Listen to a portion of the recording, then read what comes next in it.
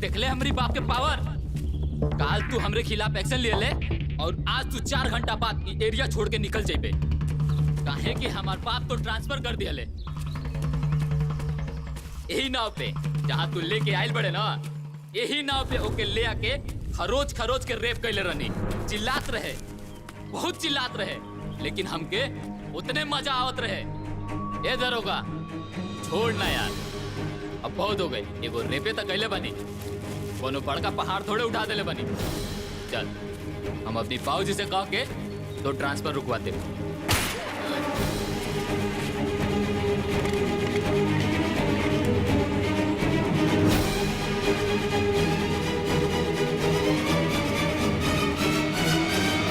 देख लेने तोरे बाप का पावर। खाली हमार ट्रांसफर एक थाना से दूसरा थाना पे करा दिलस, लेकिन तो ट्रांसफर हम जहाँ कैले बने ना वो देखे खातिर तो चिंता नहीं की, और ये बात का बड़ा अफसोस रही हमके।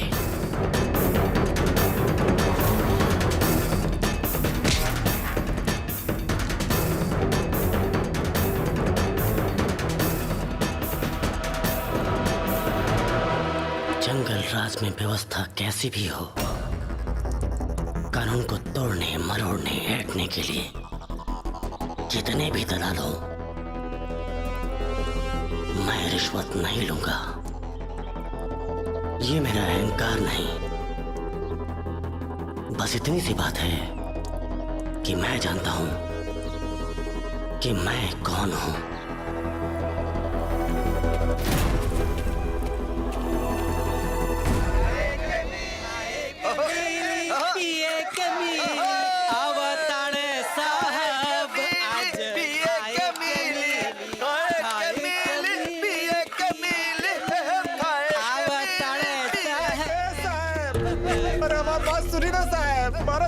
रोज भगा देता है। भाग जाने तो ससुर गोली मार दे। भाग भाग भाग भाग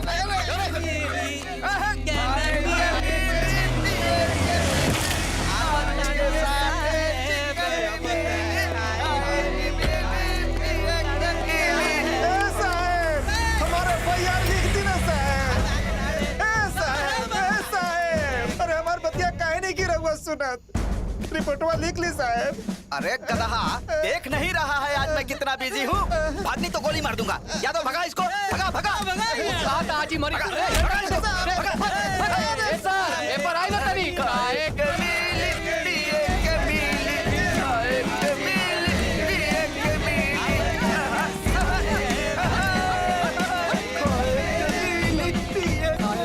अरे भगा रहा इसको। मंगल गीत गाओ रे, सर की आरती उतारो रे। आरती तो नहीं के, साहब के माला पहना दे जाए। हाय ला ला ला। मिठाई दे मिठाई दे मिठाई क्या? साहब ताजा लड्डू दुकान से मंगौनी है, लिहल जा साहब। मुंह मीठा करी। अभी कहाँ से आ गई? साहब हमारा रहुआ रिपोर्ट काहे नहीं की लिखी, हमार फरियाद सुन ली साहब। आज थोड़ा सा प्रोग्राम चल रहा है, कल आइए सुनवाई होगी बहुत आपकी। मेहरबानी हुई। जब तक हमारे FIR ना लिखाई है मैं जैसे ना जाए। लिखोई भी दे FIR।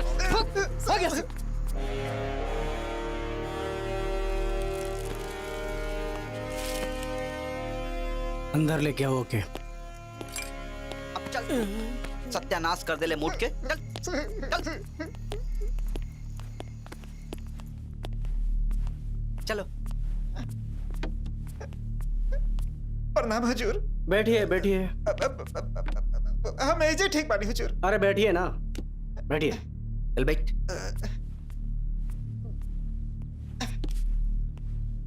बताइए क्या समस्या है आपकी?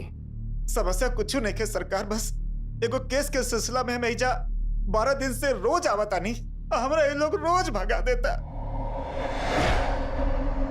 हाँ जी हजूर, हमार केस के मुख्य 3 गो बिंदु बा।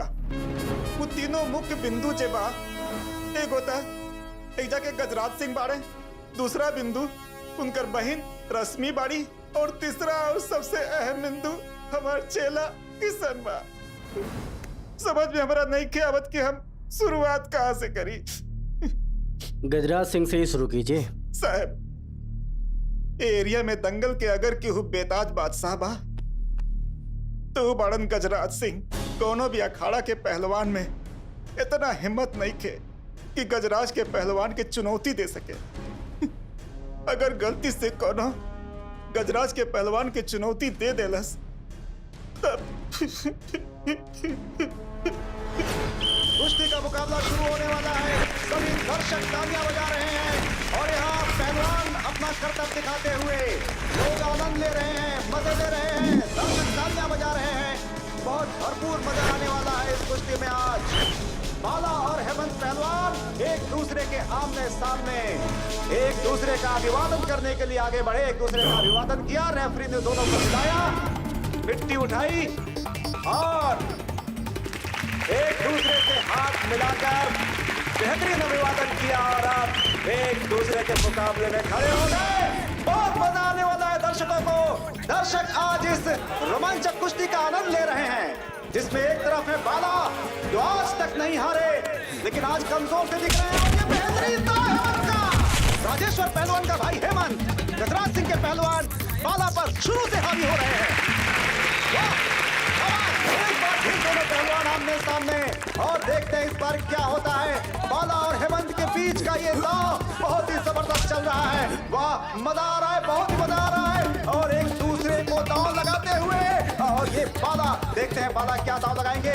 हेमंत ने अपने दांव से बाला को एकदम लाजवाब कर दिया है। बाला कुछ समझ नहीं पा रहे हैं कि उन्हें क्या करना चाहिए लेकिन बाला भी किसी से कम नहीं है और हेमंत ने एक बार फिर कोशिश की है और ये बाला का पैर हेमंत के हाथ में है। देखते हैं क्या दांव लगाने वाले हैं। बहुत बेहतरीन दांव लगाने की कोशिश कर रहे हैं लेकिन बाला भी कम नहीं है, उन्होंने अपना पैर छुड़ा दिया है और देखते हैं फिर एक बार गुत्था दोनों पहलवानों के बीच में जबरदस्त गुत्था हो रही है और लगता है बाजी हेमंत के हाथ में आने वाली है। ऐसा लग रहा है कि बाला के पीठ में मिट्टी लगने से कोई नहीं बचा सकता। मुकाबला बहुत ही कड़ा होने वाला है और कड़ा हो रहा है। दोनों पहलवान किसी से हार मानने के फिराक में नहीं है, मूड में नहीं है और एक दूसरे को पकड़ने देने के चक्कर में लगे हुए हैं। और देखे बाला एक बार फिर मुंह के बल गिरे हैं लेकिन उन्होंने अपनी पीठ नहीं लगने दी। कुश्ती में एक पहलवान की यही खासियत होती है कि वो अपनी पीठ को जमीन से बचा कर रखे और बाला और इस तरह से ये कुश्ती बेहतरीन बनती जा रही है। दर्शक पूरा आनंद उठा रहे हैं। पर फिर बोलते हैं बाला हेमंत को आंखें दिखाते हुए लेकिन हेमंत भी किसी से कम नहीं है और देखते हैं इस मुकाबले में क्या होता है। फिर पूरा भरपूर आनंद लेते हुए और ये बाला आगे बढ़े और ये दांव लगाया हेमंत और हेमंत पीठ के बल जमीन पे गिर गए। हेमंत कैसे हो गया? दर्शक अभी तक सोच रहे हैं और बाला इस कुश्ती को जीत चुके हैं। एक बार फिर बाला जीत गए।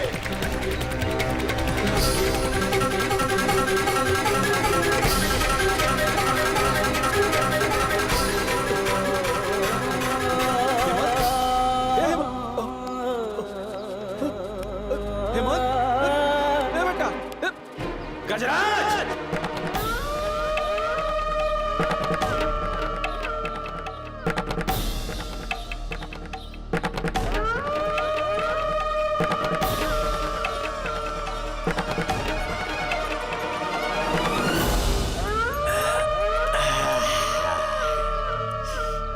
अच्छा खेलत रहे, बहुत अच्छा खेलत रहे।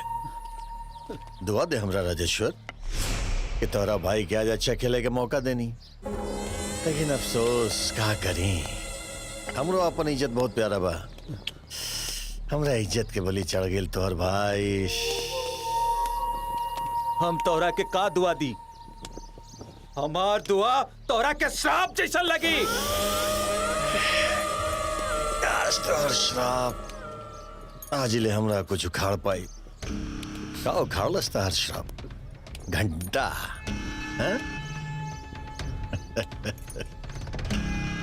ये एरिया के नाम शिकारपुर जरूर बा लेकिन हमरा खातिर ये एरिया लंका बा और हम हई लंका के रावण गजराज।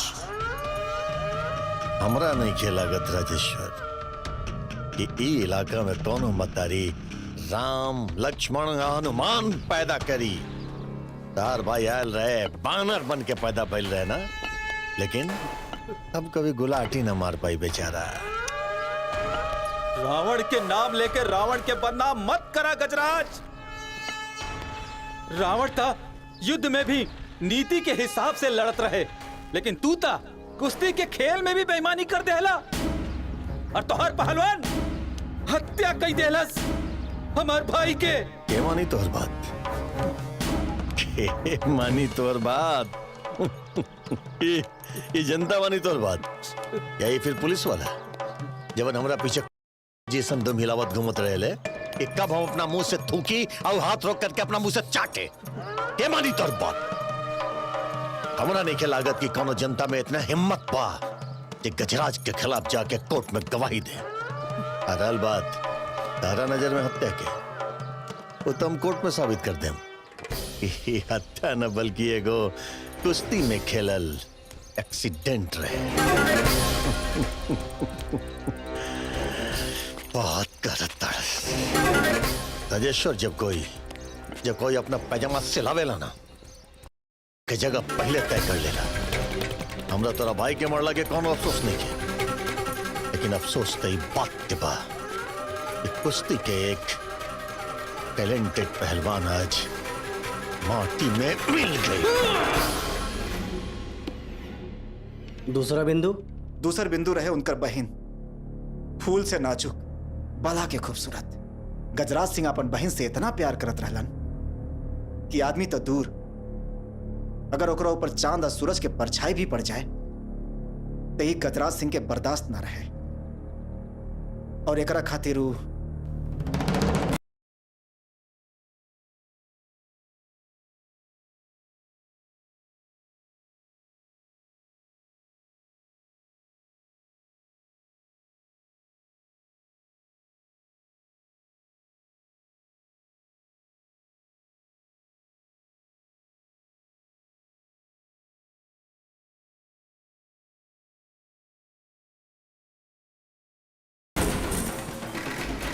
अब से तो हमार भैया। चलो मुँह खोला।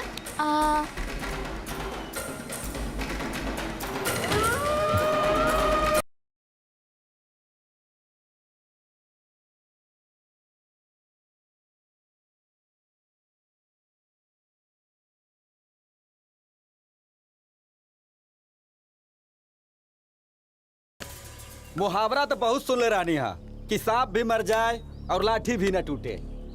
आज अपना आँखी से देख भी लेनी, कहा दिमाग लगौनी है कि रश्मि बिटिया से इस असुरन के राखी बंधवा के भाई बनवा देनी है। वाह वाह वाह वाह। हमरा बहन के तरफ कोनो नजर उठल तैब कर मतलब गजराज के तरफ नजर उठल और गजराज के तरफ नजर उठल कर मतलब ओकर मौत निश्चित बा। ऐसे हम लोगन के देखे और सोचे के नजरिया बदल देनी, अपन बहन रश्मि से राखी बंधवा के। कहे कि गजराज मौका तो दे सकेला, माफी ना। और तीसरा बिंदु? हजूर, तीसर का बिंदु रहे हमार चेला किसनवा। बहुत अच्छा सिंगर रहे, बस इतना जान ली कि ओकर कंठ में मां सरस्वती विराजमान रहली है। ओकर एक ही गो सपना रहे कि बहुत बड़ा सिंगर बने। एकर पीछे कारण ई रहे कि ओकर बहन के दिल में छेद रहे और ओकरा इलाज खातिर ओकरा पैसा के जरूरत रहे, और वो एक चीज से हो सकत रहे सरकार कि वो बहुत बड़ा सिंगर बन जात। हम एगो छोट मोट संगीत के विद्यालय चलावत रहनी है घर में। हमरा संगीत के बारे में ABC कुछो ना आवत रहे। हमार संगीत के स्कूल खाली किसनवा के चलते ही चलत रहे। और जब जब किसनवा हमारे स्कूल में ना आवत रहे तब तब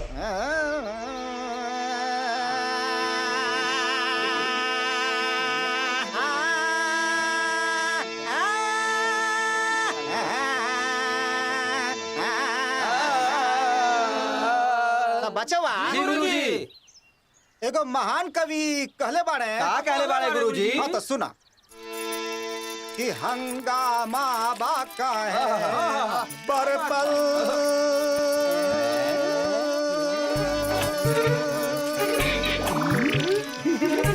थोड़ा सा जोर दे भाई। ओने मौसा के देखा ताड़ा ना गुरुजी। इन्हें सिखावता नहीं। हाँ, ध्यान दिया कि हंगामा बाका है बरपल कि थोड़ा सा जो पी ले बानी अरे डाका तो नहीं डाला डाला डाला डाका तो नहीं डाला की है। मौसी के देखा तारा आए कि नानी के देखा तारा ससुर के नाती सन ऐजा गाना सीखे आवेला कि नौटंकी मार की बर्बाद उड़ जाए। ध्यान दे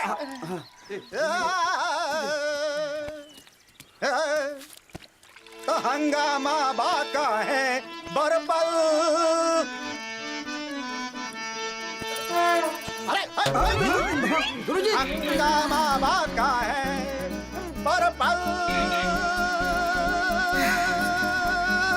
हमरा बुझाता ये गाना तो उन्हीं के सर के ऊपर से जाता तो चला सिखल जा हमने के सारे का मत पता नहीं सा। हाँ गुरुजी हाँ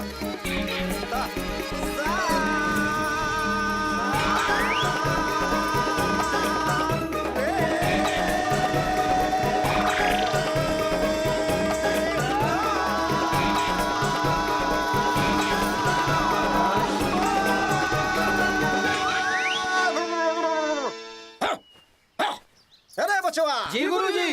अरे आज हमार सारा सुर 8वां सुर काहे बन जाता इस 7वां सुर काहे नहीं खे लाग गुरुजी हाँ? 7वां सुर तो आइले नहीं खे।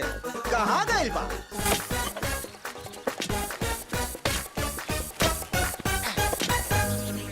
ई का होता बचवा खुश रहा खुश रहा खुश पाए लागू गुरुजी।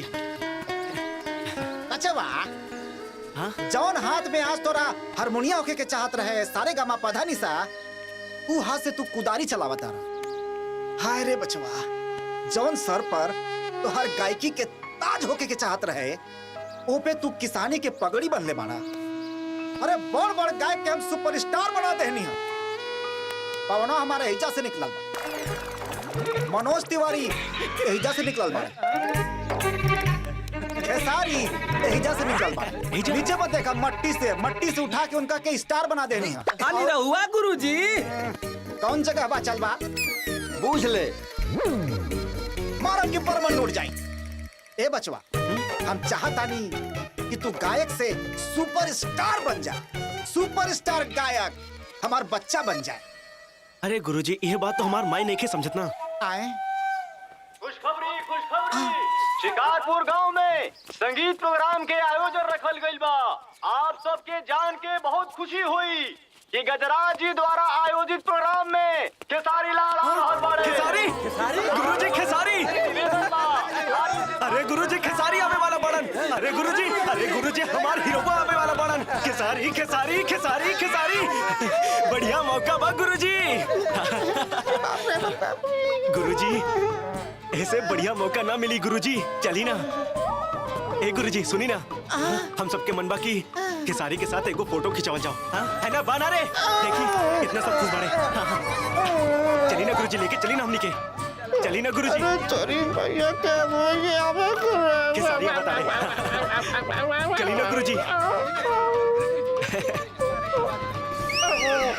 चली ना गुरुजी चली ना। ठीक बा तेरी माँ का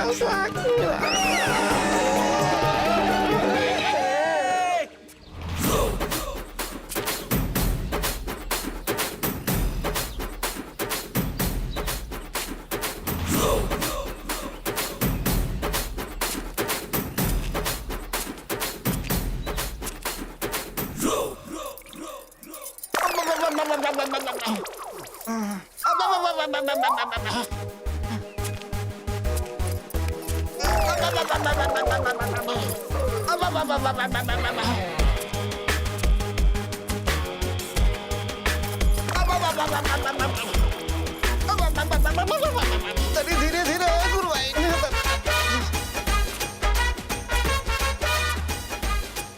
गुरुजी अरे किसान एकदम हीरो लगा बड़ा भाई। क्या बात है यार।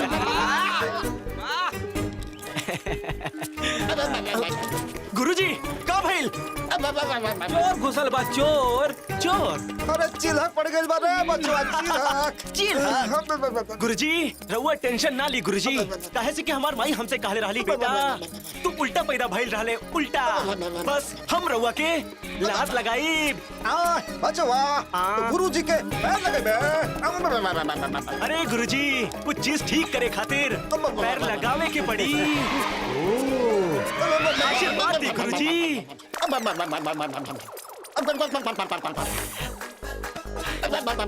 हे भगवान।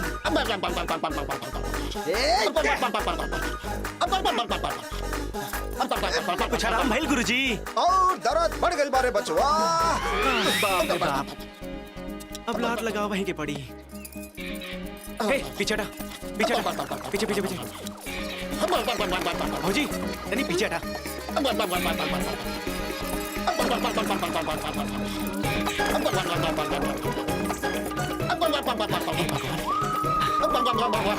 गुरुजी तैयार रहिया।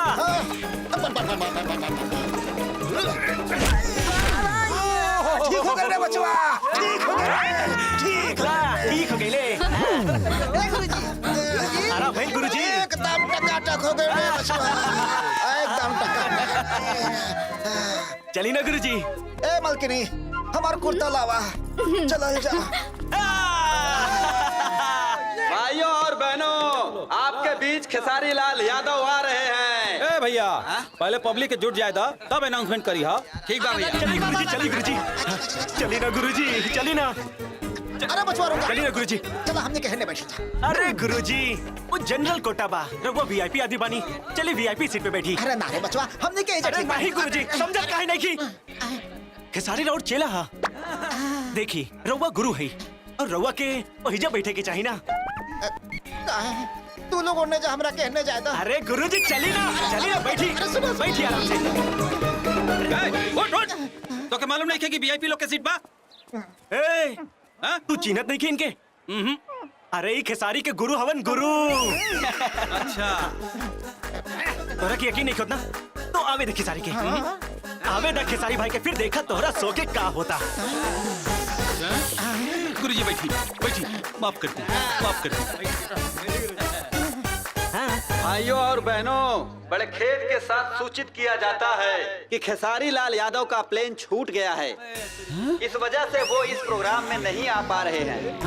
कृपया शांति बना के रहें, गजराज भैया पधारने वाले हैं।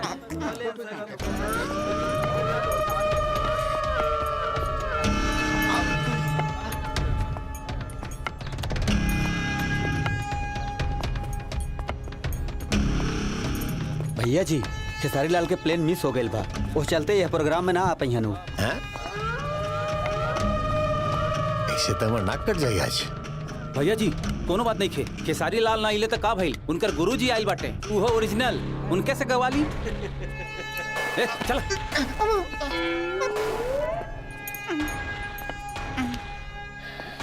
ठीक बा, खेसारी की जगह होकर गुरुए गई जोड़े गोरे। हमरा के बहुत जोर से खांसी सर्दी हो गई कचरा जी। बाकी बाकी हमार चेला आइल बा, वो हमरो से अच्छा गावेला। ए किसान कने आवा, कने आवा। ये चला बा, ई गाय गाय। गुरुजी ई का खाता नहीं। अरे पगला, खेसरिया भी ऐसा ही स्टार भाई रहे, ओकरो के हम लाखों के बीच में मौका देले रहनी। गावे गावे को को को को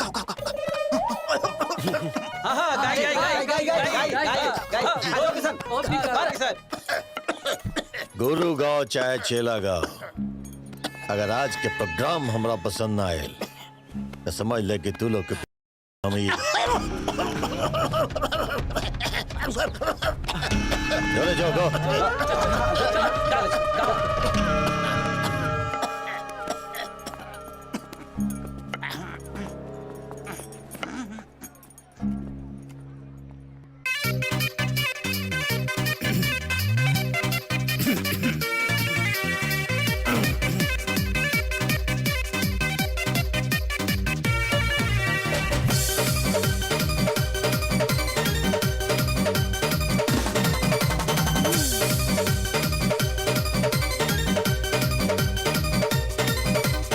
भरल बाका राउंड फूल का साउंड एक कहीं को गाना बजावा 4 राउंड अरे बजाओ मर्दा भरल बाका राउंड फूल का साउंड एक कहीं को गाना बजावा 4 राउंड नोट नंबरिया लेके छूट उड़ावा हो तनी कमर हिला के नाचो आज ठुमका लगा के नाचा तनी झूम के मूड बनावा हो आज थपड़ी बजा के नाचा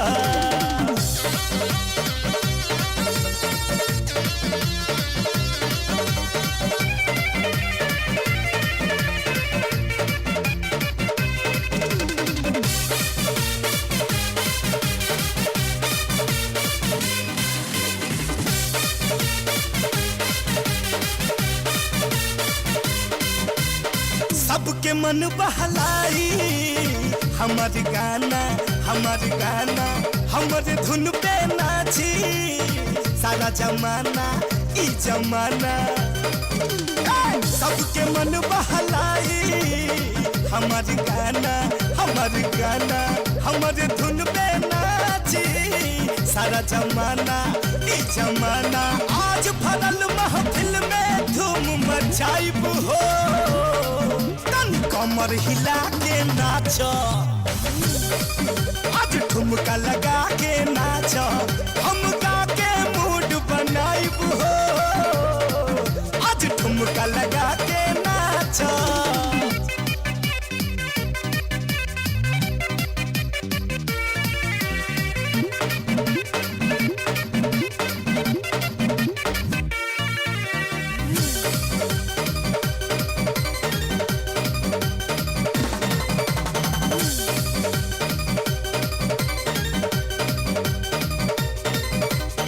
गाँव जवार के बानी हम गवैया प्यार दुलार बनैले रही हो भैया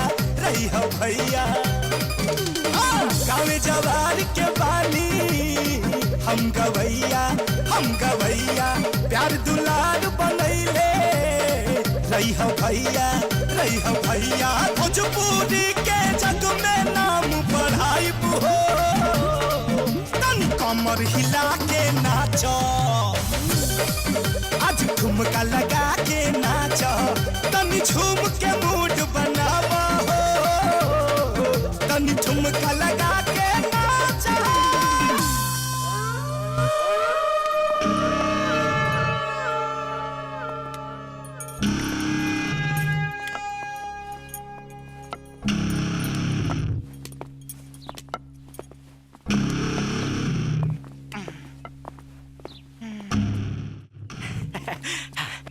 गुरुजी ला गा दी गाना गुरुजी लागत कि गजराज के गाना पसंद नहीं खे आई कहीं पिछवाड़ा में और प्रोग्राम के बाद किसनवा की जिंदगी में बहुत बड़ा भूचाल आवे वाला रहे। अचानक गजराज सिंह के बहन के संगीत सीखे के इच्छा भइल और गजराज सिंह के मालूम रहे कि हम संगीत के बहुत बड़ा विद्वान बानी। ऐसे गजराज सिंह हमरा के किडनैप करवा के अपना घरे बुलवा ले।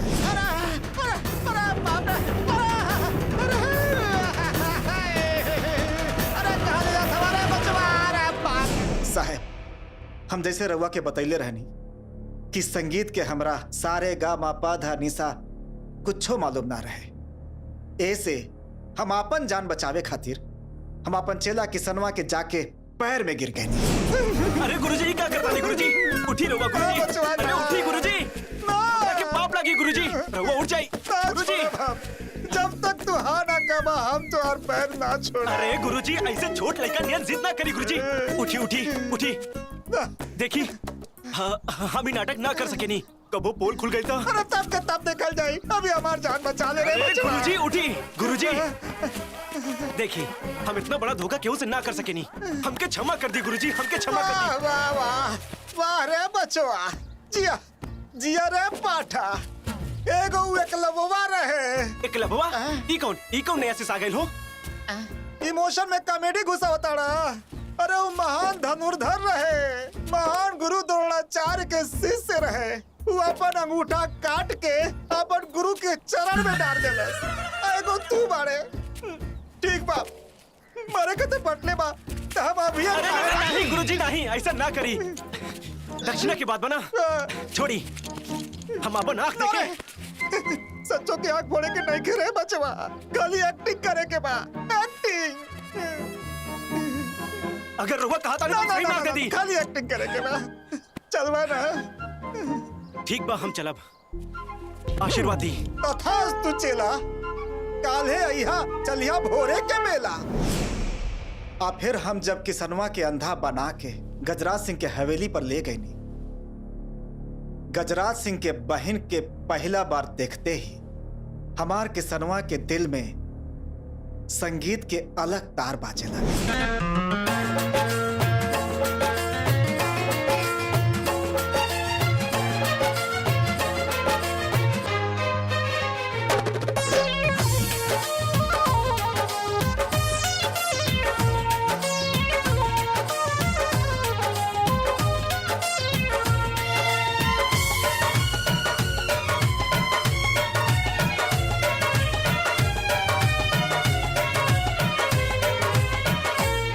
गजबे के रूप सलोना बा, अखियां में भरल जादू टोना बा। गजबे के रूप सलोना बा, अखियां में भरल जादू टोना बा। लागे चांदनी में नहाइल बारू तू, लागे चांदनी में नहाइल बारू तू।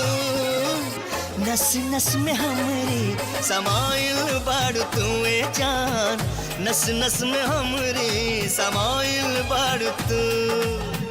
नस नस में हमरी समाइल बारू तू ए जान, नस नस में हमरी समाइल बारू तू।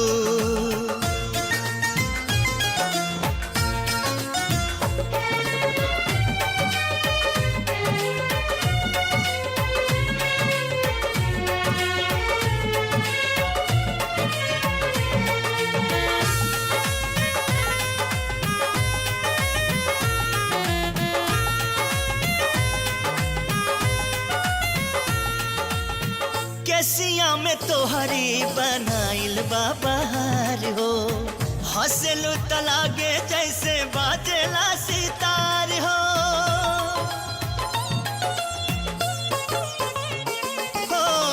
केसिया में तोहरी बनाइल बाबहार हो, हंसलू त लागे जैसे बाजेला सितार हो।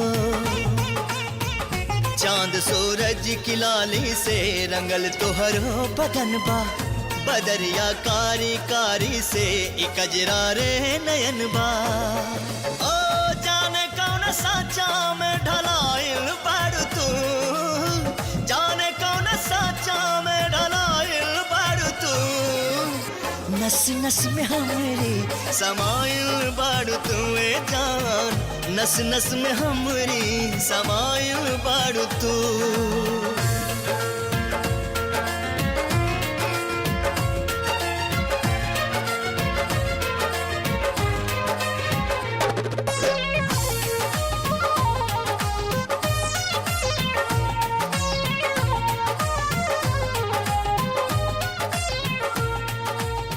जान मारे वाला तो हर नाक के नथुनिया, पोरे पोरे पसरल बा 16 के निशानिया।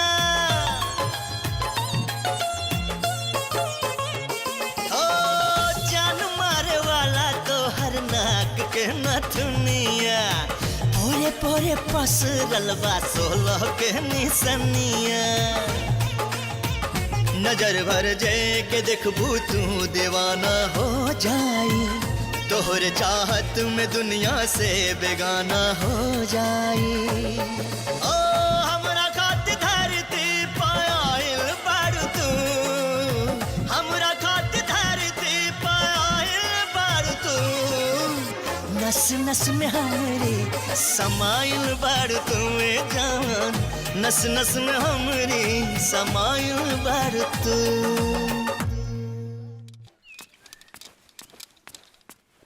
गुरुजी, कौन रे?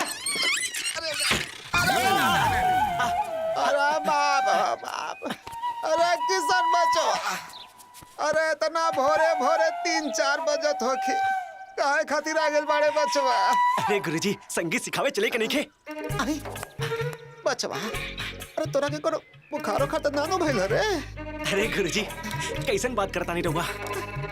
तब तो ठीक बा बचवा, कैसे कितना जान ले क्यों गजराज सिंह के बहन ही है, और गजराज सिंह कितना खतरनाक आदमी बा तू जाना तारा ना? अरे गुरुजी हम सब समझता नहीं, रुआ चली ना, बहुत देर हो गई, चली ना। ठीक बा, अरे कुर्ता तो पहन ले दे। अरे बाप रे बाप, गुरु आई और साहब। चुप साहब, हम कहते नहीं पागल है, लग रहा है ना कि कोनो फिल्म का कहानी सुना रहा है। अरे नहीं, हमको नहीं लग रहा है, हमको तो अच्छा लग रहा है। साहब चलिए ना बाहर चाय पी के आते हैं। तू जो हो गए साहब। मिश्रा जी सुनिए, हाँ सर, आप चाय लेके आइए, हम सुनते हैं, हमको अच्छा लग रहा है, आप जाइए जाइए। सुनाइए। गजराज के बहन रश्मि के भी किशन के साथ अच्छा लागत रहे, उ कबो कभार किशन के संगे बाहर भी घूमे जात रही है।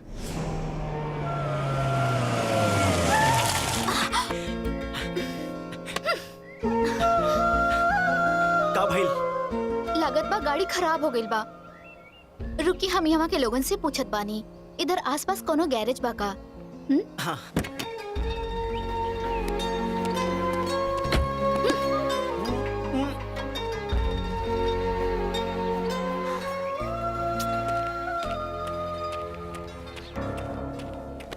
भैया, ये हमार कहीं मैकेनिक मिली का? वो हमार गाड़ी खराब हो गइल बा। मैकेनिक? हाँ। कहा बात करत तारू? गाड़ी तो ठीके लागतिया और चल के भी आवतिया, आगा से पाछा तक तो ठीके लगाता। अब ठीक बा भैया, जौन करे के बा जल्दी करी।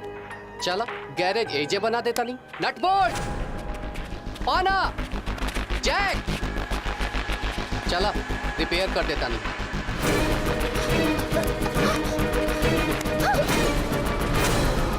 अरे भैया हो, अरे सुना हो, अरे ये गजराज के बहन बिया। आनर बटका रे, ये हमार भाई बा। किशन, हम यहाँ बानी। कहाँ? किशन, कहाँ बाड़ू? अरे ये गजराज के बहन बिया, अगर गजराज के पता चली नू तो तू लोगन के काट काट के फेंक दी है। बहन हिया गजराज के, हमारा ना, चल हट।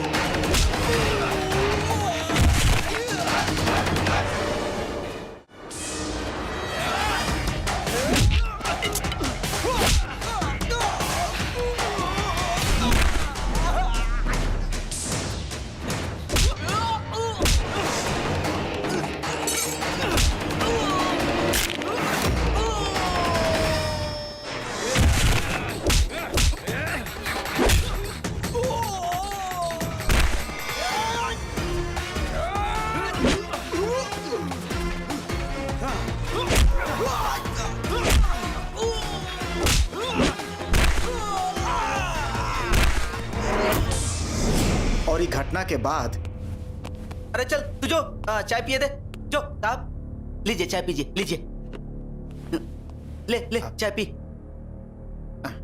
जल्दी से चाय पी। हाँ साहब। खड़े रहो, ये प्लेट अपने पास रख लो। ओके साहब। और अपनी जुबान से एक शब्द नहीं निकालना। जी साहब। हाँ जी बोलिए। साहब, ये घटना के बाद रश्मि के दिल में भी किशन खातिर प्यार पैदा हो गया। रश्मि और किशन के बीच में प्यार इतना बढ़ गया कि रश्मि अपन महल के सारा ऐसो आराम छोड़ के किशन के संगे खेत और खलिहान में समय बितावे लगली।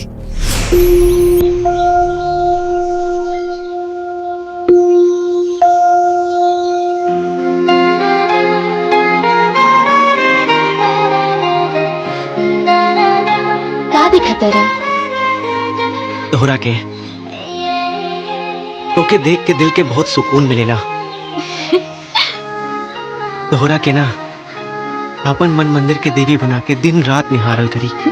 अच्छा तो हमके अपन बांसुरी बना ला ताकि हम ये ओठन पे हमेशा सजल रही।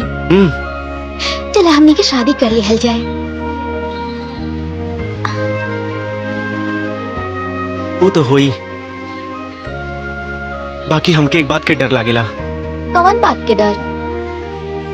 यही कि जे भी लड़का तोरी तरफ नजर उठा के देखेला तो हार भाई तो से राखी बनवा देला, तो हमार का हुई? बताएं? बतावा। बताएं? इतना पास आके बताइबू।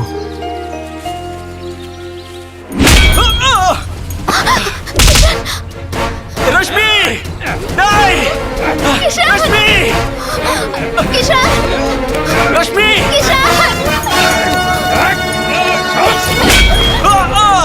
ना भैया! किशन! भैया! रश्मि!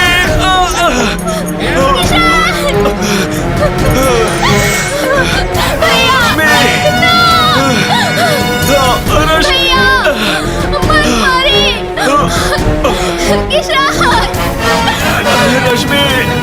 छोड़ दी भैया! छोड़ हमके! किशन के छोड़ दी! किशन! हम अंदर से बहुत प्यार कर रहे हैं!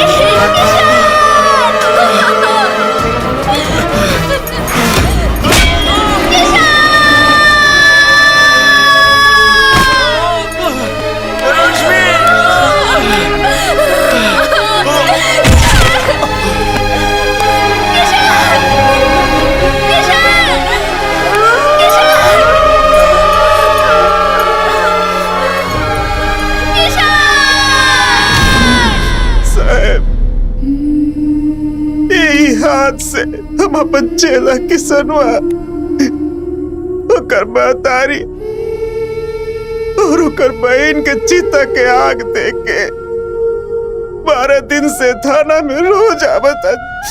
बाकी साहब लोग हमरा के जैसे धक्का मार के रोज निकाल देता। साहब गजराज हमारा आंख भी फोड़वा दिला। साहब हमरा के इंसाफ दे दे। झूठा नाटक बंद कर। कब से बैठ के यहाँ उल जुलूल बात कर रहा है पागल? बस। अगर इतना ध्यान तुमने अपनी ड्यूटी पे दिया होता ना तो आज यहाँ बैठ के मेरे सामने गिड़गिड़ा नहीं रहा होता इंसाफ के लिए। इसका FIR लिखो अभी के अभी। ओके सर। और जाके कह देना गजराज से कि मैंने उसे कल तक की मोहलत दी है। परसों थाने आए और किशन की मौत के बारे में पूछताछ में सहयोग करे।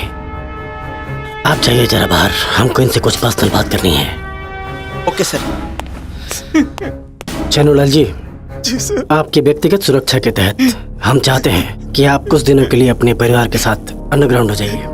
जी सर। हम अपनी तरफ से पूरी कोशिश करेंगे कि आपको इंसाफ मिले। ठीक बात।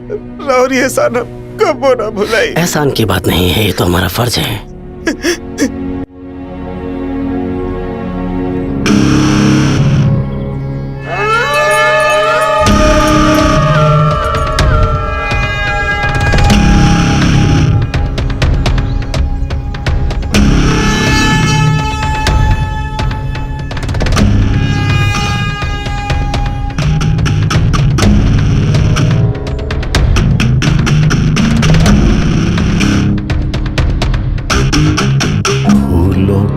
तारों का सबका कहना है 1000 में मेरी बहना है सारी उम्र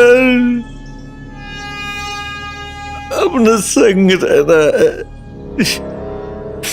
माफ कर दिए रे बहनिया, अपना कुल खानदान के मर्यादा निभावे खातिर आज हमार तो हर संग छूट गेल रे। जौना हाथ से तो के डोली में बिठावे के चाहत रहे, वे हाथ से तो गला दबावे के पड़ गए। लेकिन गलती तो तोरो रहे ना कि तू 2 टका के गवैया से तू प्यार कर बैठ लू। तेरा मालूम रहे ना कि तेरा प्यार के मिलनी गजराज की दुनिया में संभव नहीं है। इसे हम तोरा प्रेमी के दुनिया में भेज दिली रे।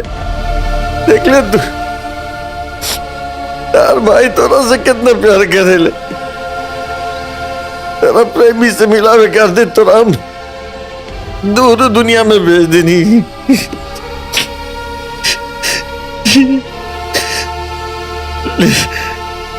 लोग तो केकरो मरला पे अपन दाढ़ी बाल के टावेले, लेकिन हमरा देखी बाल दाढ़ी सब बढ़ा के रख ले बनी। कैसे रूप हो गई हमार। लेकिन हम तोरा से बहुत प्यार करे ले रे बहनी। जो तू अपना प्रेमी के साथ सुखी रही है वहां ले बहनी। तो आज तेरे मी के पूजा संपन्न हो गई। पूजा हो गई बहनी।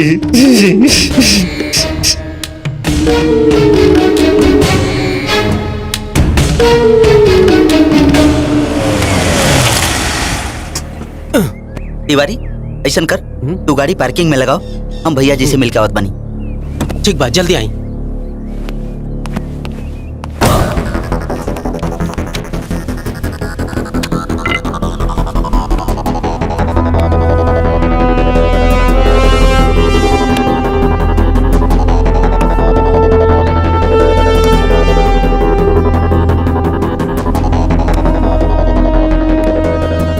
भैया जी एगो बुरा खबर बा।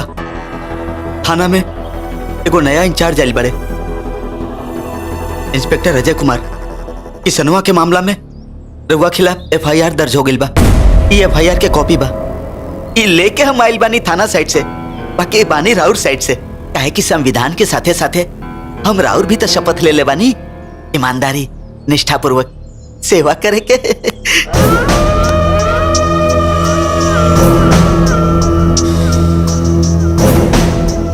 एक काम कर, FIR पत्र के पीछे हमार प्रेम पत्र लिख। जी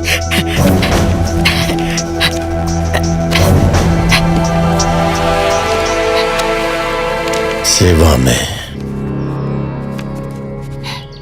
श्रीमान का नाम होकर अजय कुमार। अजय कुमार, आपसे सविनय निवेदन है कि आपने जो FIR मेरे खिलाफ लिखने की जुर्रत की है उससे मैं बहुत आहत हूं। इसे मैं आपकी पहली और छोटी सी गलती समझ के माफ करता हूं। आप जानते नहीं हैं मेरे बारे में।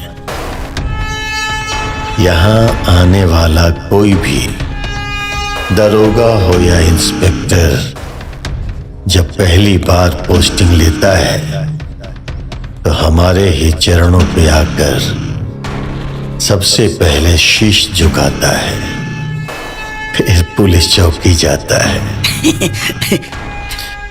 चलिए कोई बात नहीं, मैं आप ही के FIR के पीछे अपना प्रेम पत्र लिख रहा हूं।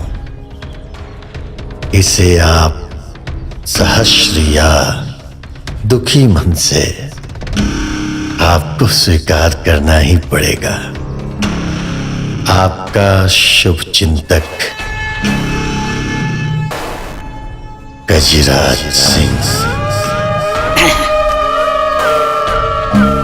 भैया जी बस है ली अपन सिग्नेचरवा कर दी।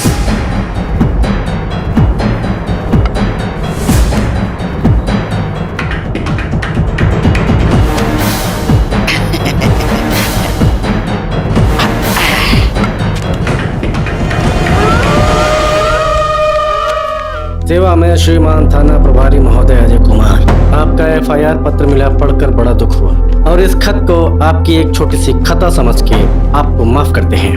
वो क्या है, आप यहाँ नए नए आए हैं और आपको हमारे बारे में ठीक से पता नहीं है। जो भी दरोगा इस थाने पे आता है वो थाने पे बाद में हमारी कोठी पे पहले आता है। अच्छा, हम आपको निमंत्रण पत्र भेज रहे हैं। इसको सहर्ष खुशी मन से या दुखी मन से आपको स्वीकार करना ही पड़ेगा। आदेशानुसार गजराज सिंह। ए साहब बुझाता न्योता पढ़ के साहब के मूड बन गई। आज फेरू हवेली पे नाच देखे के मिली, अब पीरी में दारू पिए के। सही कहला तिवारी जी, एकदम सही।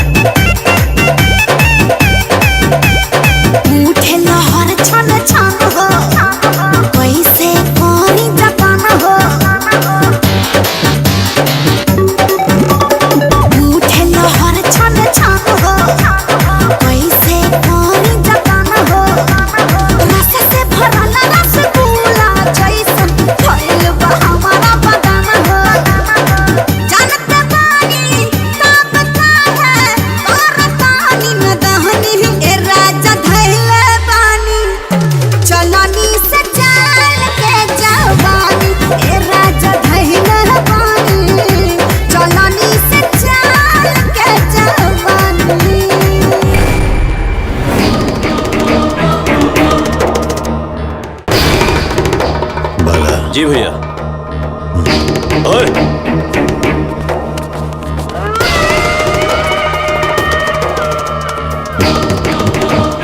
दरोगा बाबू, ज्यादा दिमाग पे जोर मत डालिए, रख लीजिए। कहा ना कि आज हमरे आपके मुलाकात का पहला दिन है और दोस्ती का एक नया शुरुआत है। ऐसे गजराज का नजराना समझ के रख लीजिए। खुश रहिएगा। नजराने की शक्ल में रिश्वत की पेशकश कर रहे हो गजराज बाबू? क्या है, जितने पैसे तुम दे रहे हो उससे ज्यादा पैसे हमारे पिताजी हमको हर महीने देते हैं घर पे रहने के लिए। ये नौकरी हम अपने शौक से करते हैं, क्योंकि खाकी पहनने में जो मजा है उसको तुम जैसे गुंडे नहीं समझ सकते। हाँ, मैं मानता हूँ कि इस खाकी पे अक्सर दाग लग जाया करता है, क्योंकि हमारे अपने ही भाई तुम्हारे जैसे गुंडे के तलवे चाटते हैं। खैर, आपके निमंत्रण पे हम आए। अब हम चाहते हैं कि हमारे आमंत्रण पर कल आप थाने में 10 बजे आए और किशन की मौत के बारे में पूछताछ में सहयोग करें। और अगर आप 10 बजे तक नहीं पहुंचे तो 10 बजने के बाद हम आएंगे। फिर यहाँ नचनिया का नाच नहीं होगा, मुजरा कराएंगे, वो भी आपसे।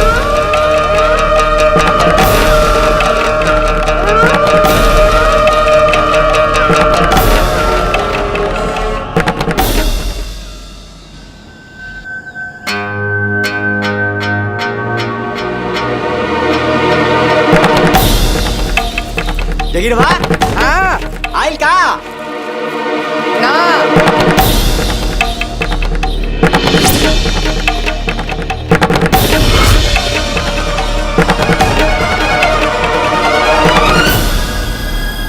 घड़ी में कितना टाइम हो गया रे बाला? 9:57 होता भैया। क्या लगा था आई उस ससुरा?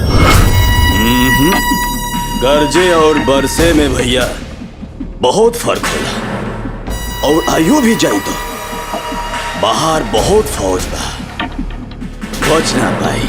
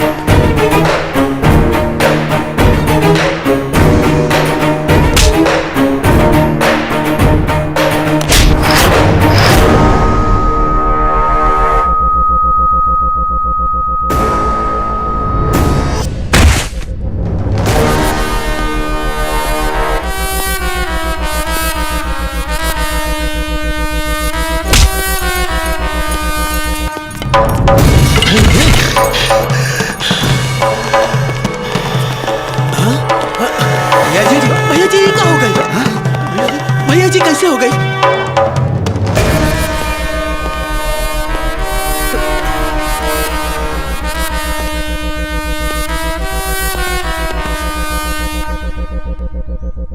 पाँव कैसे पकड़ा?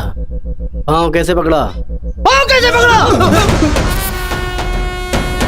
साधु है ये, महात्मा है ये, गंदी नाली का कीड़ा है, कीड़े की तरह रहेगा।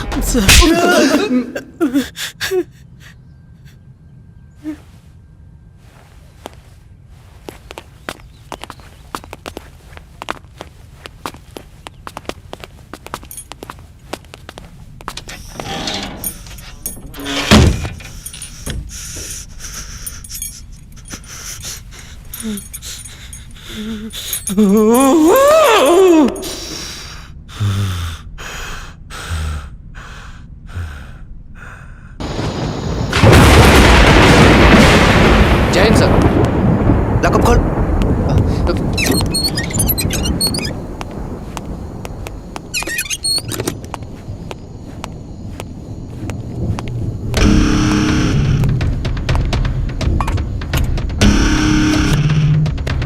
भैया जी, तनिको पता ना रहे कि गिरफ्तारी हो जाए, ना तो यहाँ कूलर उलर लगवा देले रहती, वो कोना में फ्रिज रखवा देले रहती, ई हवालात के रंग पेंट भी और घर जैसन करवा देले रहती। बाकी भैया जी चिंता ना करी, वो गिरफ्तारी कह के कोनो बड़का तीर ना मार ले बड़े। अरे भगवाने के जन्म जेल में भइल रहे। हाय खाना पानी लेके आइल बनी, खाली ले भैया जी बिरयानी।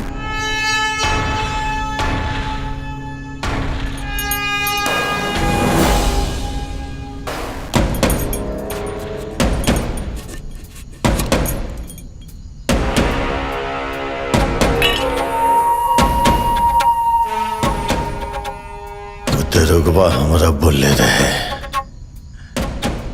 कि हम गंदा नाली के कीड़ा है। अभी कीड़ा ए लॉकअप के अंदर था, बिरयानी का पानी भी ना पी। अब तो हम सुबह के तत्वन भी करम न, सीधा अपना हवेली पे।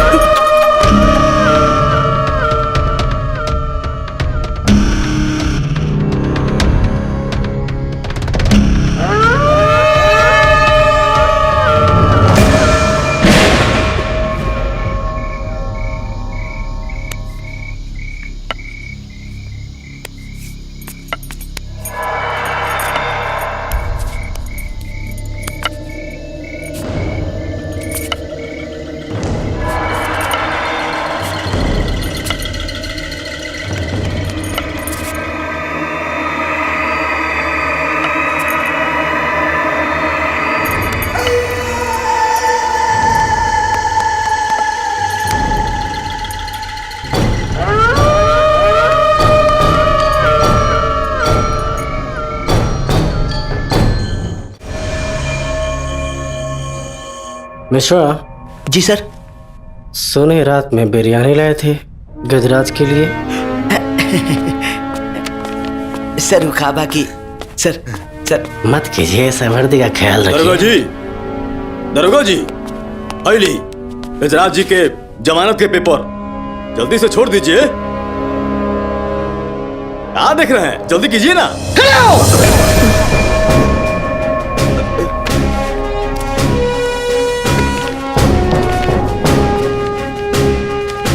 ओरिजिनल साहब।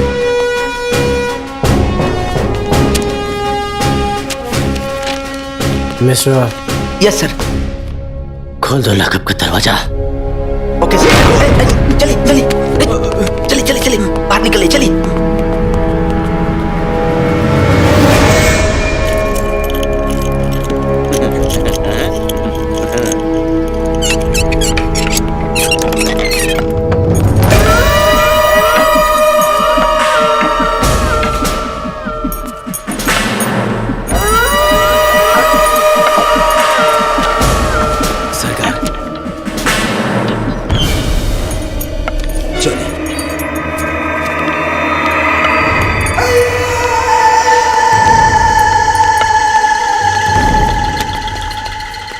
दरोगा, तू जाना जगह नौकर बन के आयल बड़े, उस जगह के हम मालिक हैं। एक रात हम हवालात में गुजार ले ली, लेकिन तहरा जीवन के आवे वाला हर दिन हर रात अब चैन से ना गुजरे।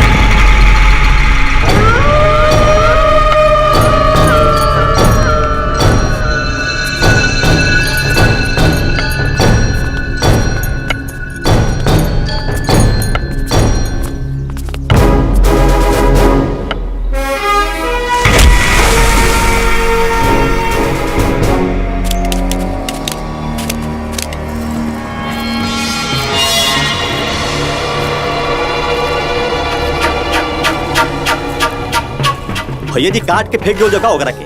ना भैया जी, रघुआ कहीं तो ओकरा पूरा थाना के बम से उड़वा देता। बम से उड़ा दिए, काट के फेंक दिए। ससुरा सब मारब न ओकरा, जिंदा रख के इल इल करके हर पल मारब, जान से ना बेजान बना के जिंदा रखब।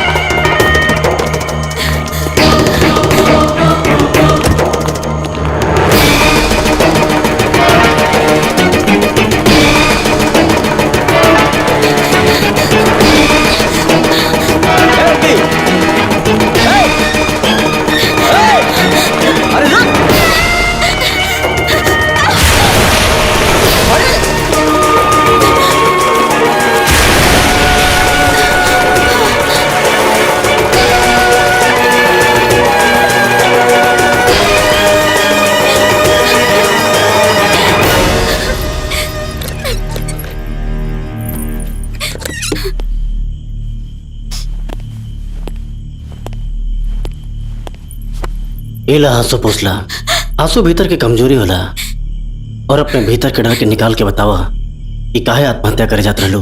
आत्महत्या हम जरूर करे जात रहनी साहब, लेकिन एकरा खातिर मजबूर करे वाला वो गजराज सिंह बा। वो हमरा के अपन बना के रखल चाहत रहे। वो पहले से ही न जाने कितना औरतन के अपन हवस के शिकार बनौले बा। ऐसन जिंदगी से अच्छा रहित कि हम मर जाती।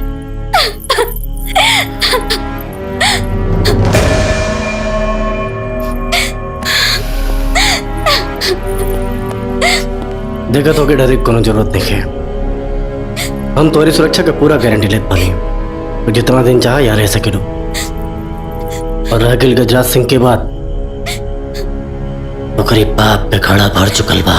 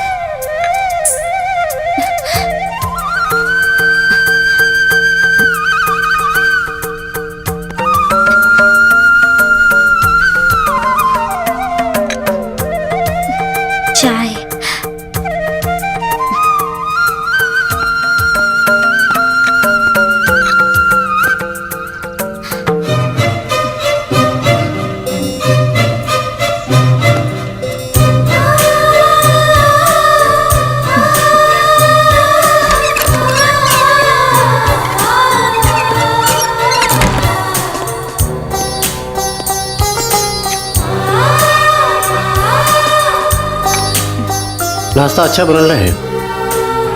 ये लो फोन, कुछ जरूरत पड़ी तो फोन कर लिया। ठीक बा? ठीक बा।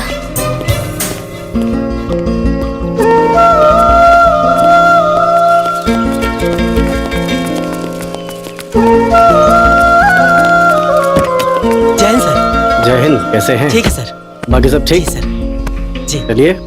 ई के है भाभी जी? अरे सर हलवा ना तो कम से कम चाहू पिया देती।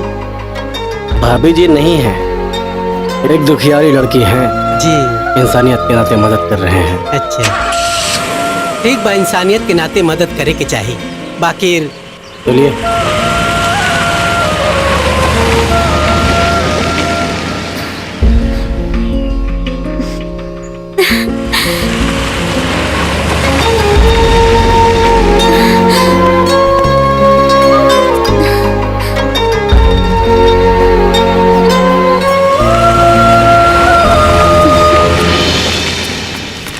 अरे ढूंढो ना वो गजराज के केस वाली फाइल, ढूंढो ढूंढो। ढूंढर तारी साहब। पेट तो बढ़ा लियो इतना, रिश्वत ले लेके पेट बढ़ता गया बढ़ता गया। ऐसा नहीं है। हेलो सुनी ना। ये बोला था? हम बोला तानी। साहब बुझा तो भाभी जी के फोन बा। कितनी बार बोला भाभी जी नहीं है, भाभी जी का फोन आया है। हेलो। अच्छा सुनी ना। हाँ बोला। रात के खाना में का बनाई? तुम्हें जो अच्छा लगे बना ला। रउआ के का पसंद बा? तो जो अच्छा लगे बना ला, हम खा ले। ठीक बा, घर जल्दी आई भा। कौन सुनता है ऐसे बात? भाभी कौन सुनता है? भाभी जी। पगला है पूरा।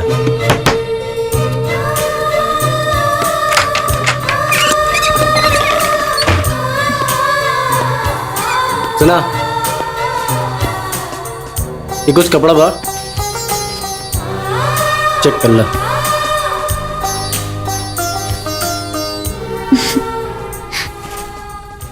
ठीक बा।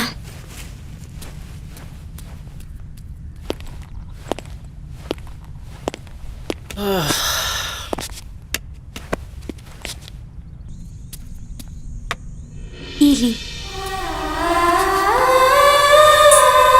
खाना खा ली? आओ ऊपर बैठा।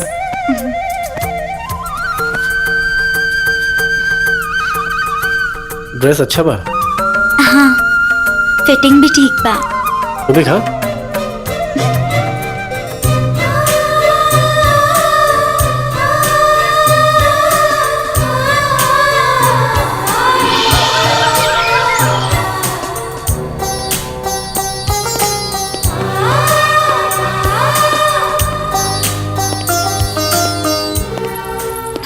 आज नाश्ता वास्ता नहीं बनल का?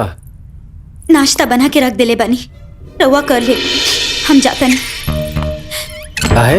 हमसे कोनो गलती हो गई का? ना ना, रउआ से कोनो गलती नहीं के भइल, गलती तो हमरा से भइल बा। दरअसल हमरा के घर में रुके के ही ना चाहत रहे। सवेरे सवेरे आज सब्जी लेवे गए रही। आस पड़ोस के सब लोग हमार और रउआ के बारे में अनाप शनाप बकत रहे लोग, और ठीक तो कहत रहे वो लोग। आखिर कौन रिश्ता से हम ई घर में रुकल बानी? का रिश्ता बा हमार और रउआ के? और बिना कोनो रिश्ता के जब एगो औरत एगो मर्द के साथ रहेली तो लोग ओकरा के रखेल ही कहेले। अच्छा रही वो दिन हमरा के मर जाए देले रहता, काहे बचावला हमरा के? ई जिंदगी कालिक तना बनी।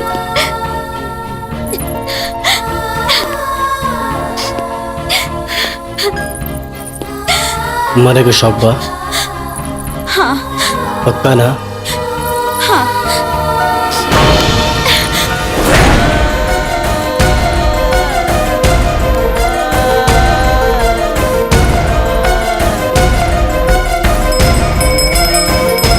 पुजारी जी।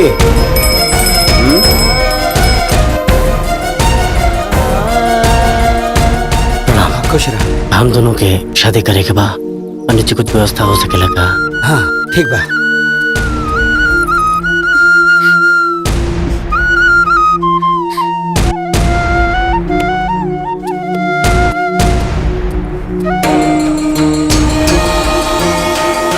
लो मंत्र पढ़ते हैं, ठीक बा?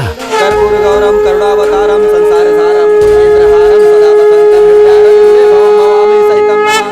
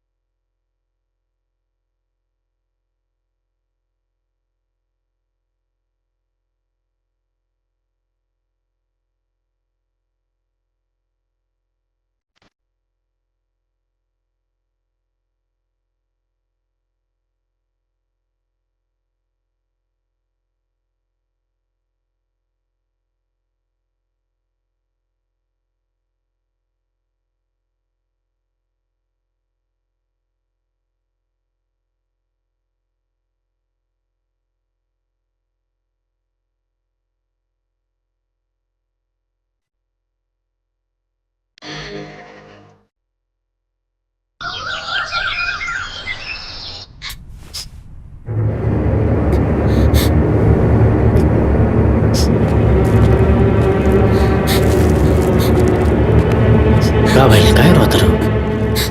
दूर हटा। हम यही से रोवत बानी कि एगो राम के रावण बने में एको रात ना लगल। मतलब ई कि तू हमार रेप काहे कैला? मेरा का बकवास करत रहूं? बकवास करत आनी हम एक अनाथ अबला के फायदा उठा के कहा तारा कि हम बकवास करत आनी, लेकिन एक बात याद रखिए हम चुप ना रहो, समझ गए ना? मीरा! मीरा! मीरा! मीरा एक मिनट रुको। मीरा स्मिथ, मीरा एक मिनट बात सुना।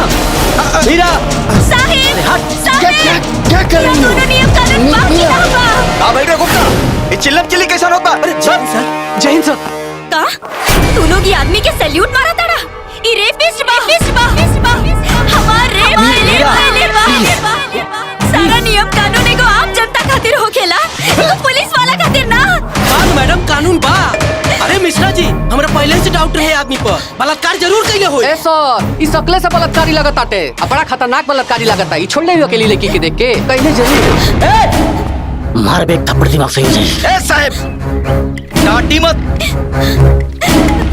इल्जाम लागल बा त तहकीकात होई, शांति से हिलिया मत।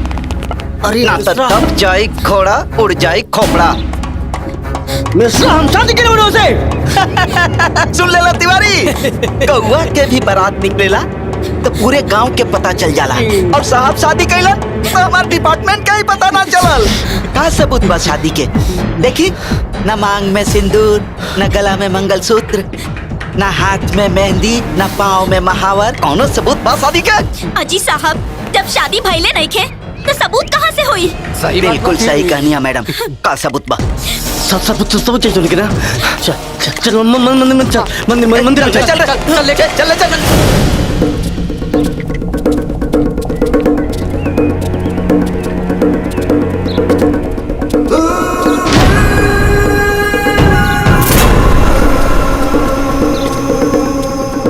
पुजारी जी बाहर आई। पंडित जी प्रणाम। प्रणाम। कल आप हम दोनों की शादी करे रहनी ना यहाँ पे?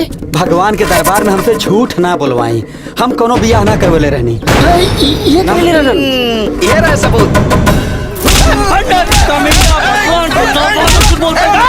पाखंडी कहीं का मेरे को छोड़ ना तू झूठा पाखंडी। मैं साल शादी करने को आप तो साथ में करनी।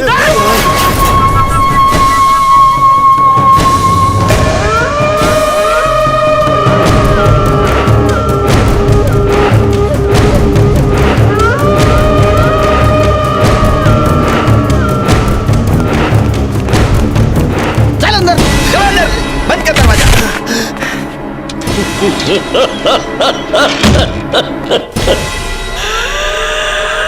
वेलकम। स्वागत बा दरोगा तोहरे लॉकअप में।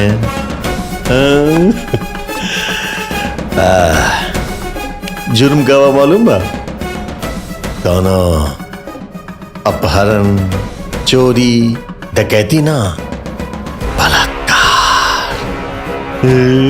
ये दाग तोरा वर्दी पे ना तोरा चरित्र पे लागल बा। चाहती तो तोरा मार भी सकत रहनी, लेकिन ना मुक्ति मिल जाए तारा। ऐसे तारा जिंदा रखा ताकि हर दिन हर पल तू एक घृणित मौत मर गए।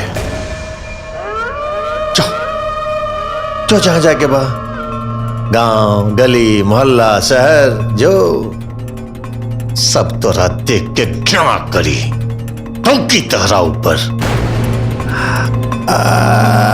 का कले रले हमरा? गंदा नाली के कीड़ा कले रले। देख अब तू बनल बाड़े कीड़ा। अब तो रेंग ये गंदा नाली में। रुक वो कहा कि सोना अगर नाली में गिर जाए तो ओकरे दाम में कोनो कमी ना होला, और पीतल अगर संगमरमर पे भी गिर जाए तो ओकरे दाम में कोनो बढ़ोतरी ना होला। और रह गए दाग के सवाल, तो साफ कपड़ा और साफ चरित्र में ही दाग लागला। धोले तू दाग, रगड़ रगड़ के धोले, ना मिटी।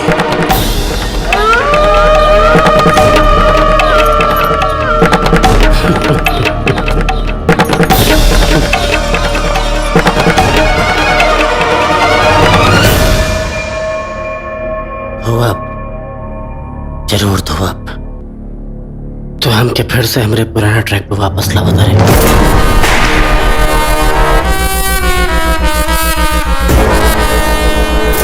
जहाँ कानून का कोनो बंदिश नहीं खे, और ये धुलाई तो के बहुत महंगा पड़े वाला बा। हाँ वाला देख, कुछ ना है, सड़ जाए से शुरू होते जी गजराज जी, शुक्र की जरूरत नहीं है तेरा। गजराज जी ठीक हो भैया।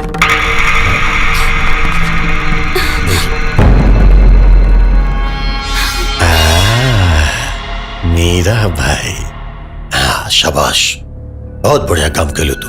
हाँ बहुत अच्छा लगा हमरा। बोला का चाहिए इनाम तोरा? सरकार, हमरा के हमार बहन दे दी। हम ही गांव इस शहर छोड़ के अपन बहन के लेके बहुत दूर चल जाए। लौटा दे, कहे ना लौटाए लौटा दे, लेकिन कहा ना कि पुलिस के खतरा बा बहुत, कुछ भी हो सकेला, जान के भी खतरा हो सकेला। तोरा बहन के से ओकरा गुप्त जगह पे रख ले बानी, आ जाइए 2-3 दिन बाद बहन लेके जाइए।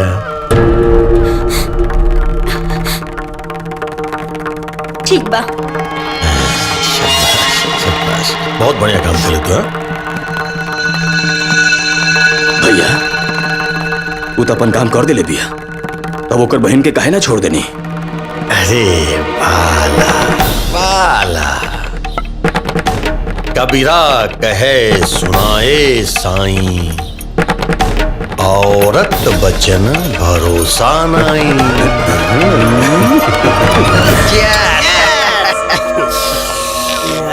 हाँ तिवारी जी, भैया जी के तरफ से इंग्लिश पिलाई जा रही है। ससुरा पूरा खाना झूम रहा है। जय सर। अरे सर जय हिंद। अरे गीत गाओ रे, साहब की आरती उतारो रे।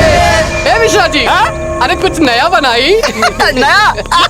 अरे भैया जी के दारू चढ़ाओ रे, साहब के लात मारो रे, साहब के लात। मजा आया? अच्छा तो यादव जी, अभी हम राउंड अप पे जा रहे हैं तिवारी जी के साथ, जरा साहब का विशेष ध्यान रखना। ओ मंगल गीत गाओ रे, मंगल गीत गाओ रे, साहब को लात मारो रे, मंगल गीत गाओ रे, साहब को लात मारो रे, साहब को लात मारो रे, मंगल गीत गाओ रे, साहब को लात मारो रे।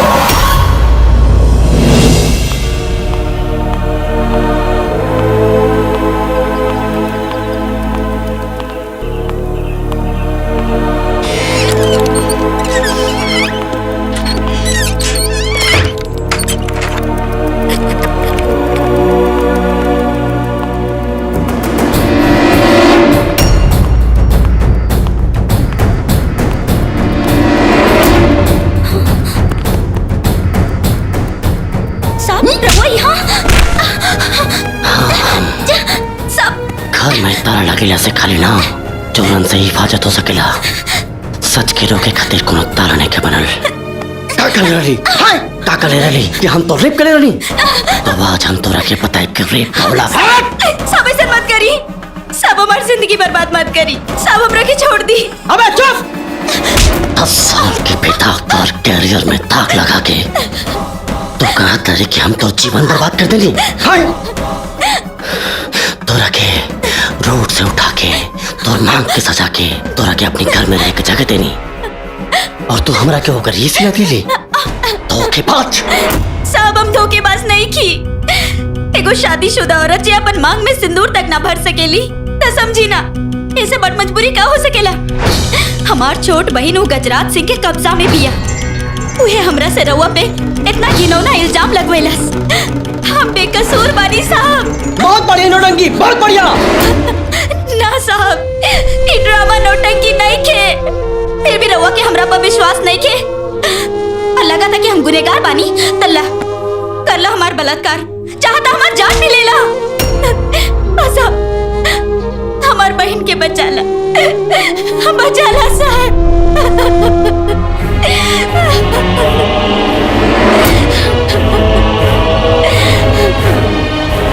गजराज, भैया जी के दारू चढ़ाओ रे भाई। अरे ससुरा, अरे अरे सो रहा तुम लोग, उठो। अरे बेहुदा, ये क्या हुआ रे? लॉकअप देख बेहुदा, मंगला मंगल हो गया। लॉकअप तोड़ के कहाँ गया वो बलात्कारी? भैया जी डंडा कर देंगे कदे। ये बिस्ला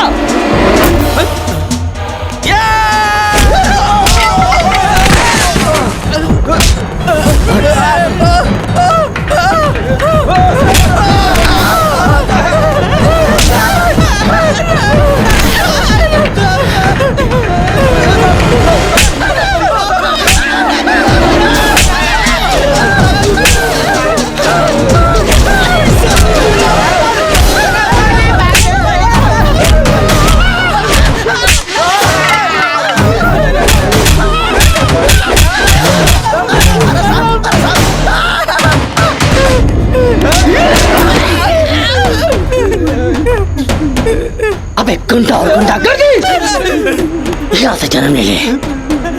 तो ना कि हमने कहा पुलिस स्टेशन कह नहीं जाओ। साला यहाँ मुझे माँ की पेट से कम, पुलिस थाना की गेट से ज्यादा बाहर जाना।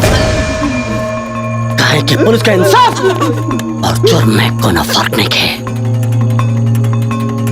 तो के का लगता ये जो वर्दी बा खाली 2-3 मीटर कपड़ा जो ना के कोई दर्जी सिल देलस ना भाई ना। एकरी हर सिलाई में लाखन करोड़ जनता का विश्वास जुड़ल बा। एकरी हर धागा में फर्ज बदल बा। एकरे रंग में वो शपथ बा जौन हमने वर्दी पहनने समय संविधान के साक्षी मान के ले लिया। बहुत अफसोस बा कि हमने का संविधान गजराज सिंह जैसन 2% का गुंडा बन चुकल बा। बहुत अफसोस बा। चाहते नहीं लोग अपने लाख मार दिया।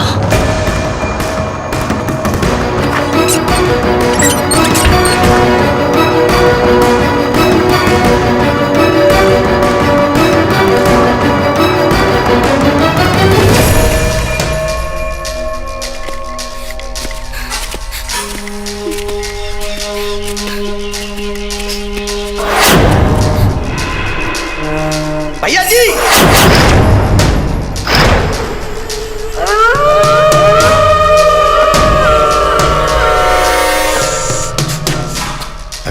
मिस्टर बा ये बलात्कारी दरोगा के हमरा ड्यूटी पे कह ले ले। भैया जी तो का करती ये पगला गई बा। रात भर हमनी के थाना में मरलस, जमीर जगावे के कोशिश केलस।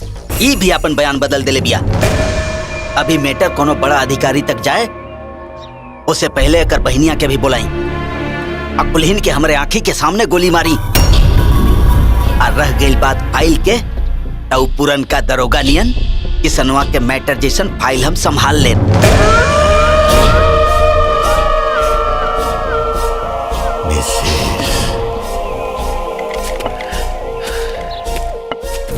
सही कहल जाला कि दुनिया में सबसे वफादार कुत्ता काहे होला।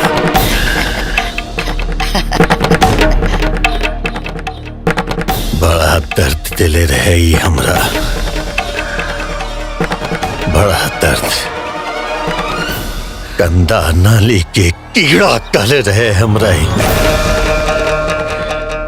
आज भी याद है मिस्र को लॉकअप के बंद दरवाजा सब सुतल रहे। सिपाही, दरोगा, हवलदार सब सुतल रहे, खाली जागल रहे। हमारा साथ तक खाली आबाद।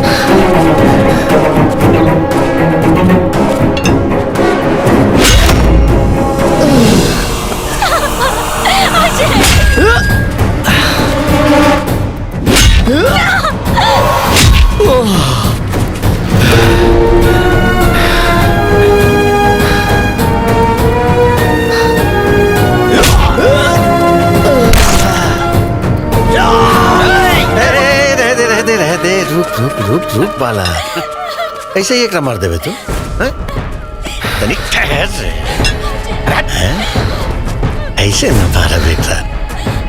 याद बा कैसे किसनवा के मार ले रहनी, खून के आखिरी कतरा तक तड़पा तड़पा के मार ले रहनी, लेकिन ये कुल्फी पे चला के मार।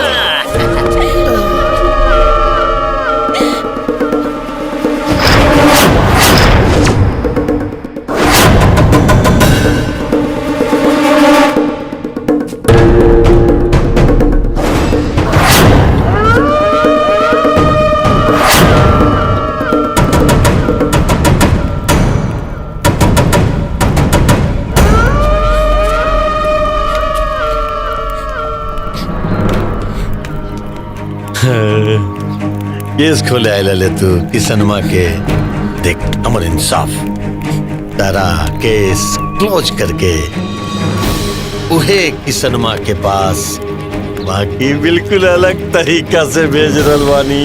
अरे भैया जी ई शुभ कर करे के मौका हमरा के दे दी प्लीज भैया जी प्लीज। ले तू का याद कर बे जो।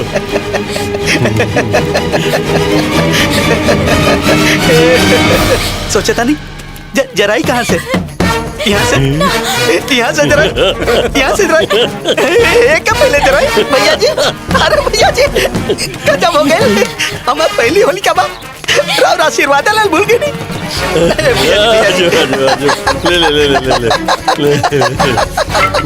भैया जी।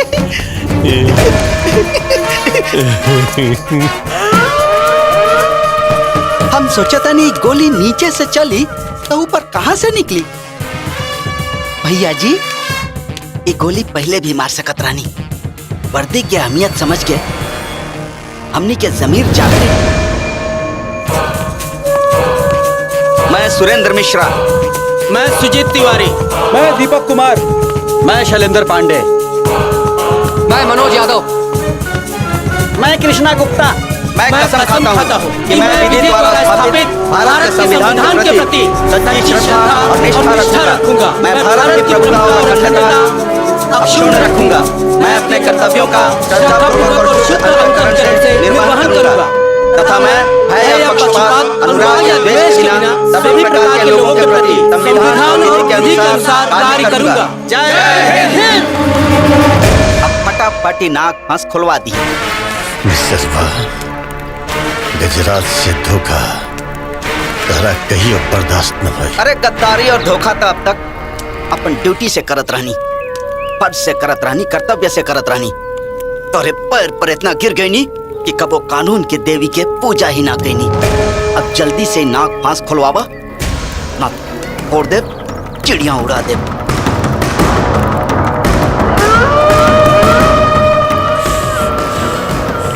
भला खोल दे। जी भैया।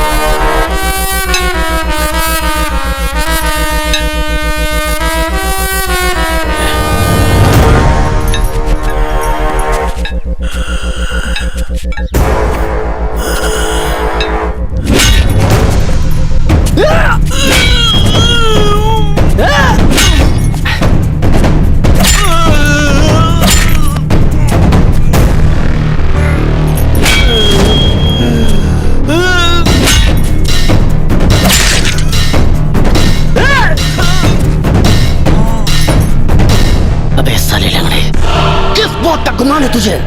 हाँ? बिना सहारे के तो तू खड़ा भी नहीं हो सकता। क्या बिगाड़ा था तेरा किशन ने? ये हिना की तेरी बहन से प्यार किया था, उसकी माँ उसके सदमे में मर गई, उसकी बहन उसके सदमे में मर गई, और तेरी बहन वो तो तेरी अपनी थी ना, तूने उसको भी मार दिया सिर्फ इसलिए कि उसने किशन से प्यार किया था। तेरे घर के छोटी मान मर्यादा इज्जत की रेखा को पार कर दिया था उसने। अबे ढोंगी इंसान, बड़ा अच्छा लगता है ना तुझे जब लोगों की जिंदगी से खेलता है तो? आज मैं खेलूंगा तुझसे किशन के लिए। आज तुझे तेरे पुराने रूप में लेके आऊंगा उन मरे हुए मासूम लोगों के लिए। यस सर। थाने जा इन लोगों को लेके, सारा केस रफा दफा कर। ओके सर। आज इसकी मुलाकात हमरा से डायरेक्ट करा के आता हूँ।